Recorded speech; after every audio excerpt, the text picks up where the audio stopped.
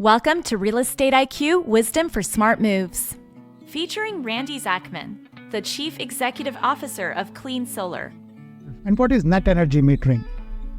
So the term net energy metering means what happens when the meter spins backwards.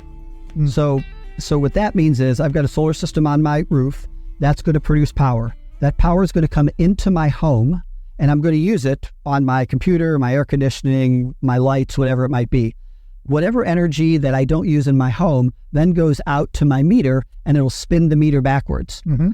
And so net energy metering is the term and the concept that says what do I get paid when that happens? What's the value proposition of spinning a meter backwards? Mm-hmm. Just by using my home, the value proposition is whatever I would have paid for that electricity. Right. But that doesn't mean when I spin the meter backwards, I get the same value. So when I started the company 16 years ago, we were on what was called NEM 1 or Net Energy Metering 1.0. And that was retail value. If you were getting charged 45 cents, the utility had to give you 45 cents to spin your meter backwards. About 7 or 8 years ago, we switched to NEM 2, Net Energy Metering 2, and there was about a 10% tax put on solar. I'm simplifying that, but that's the general outcome of what it was, about a 10% tax put on those electrons. So if you were paying 40 cents for electricity, you'd probably get 36 cents back for spinning your meter backwards. That changed in April of this year, where now the utilities and the government have decided to tax solar systems to the tune of 90%. Wow. 90%. So think about that.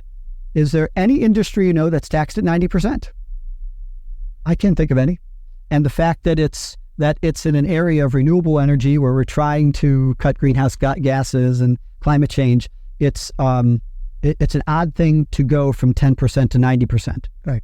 Now, most people would say, "Well, why the heck is that going on?" There's reasons behind it that are probably too detailed here. We have to get to a point where that was going to happen. The problem is going from 10% to 90% is not good overall for an industry. So that's where net energy metering stands today.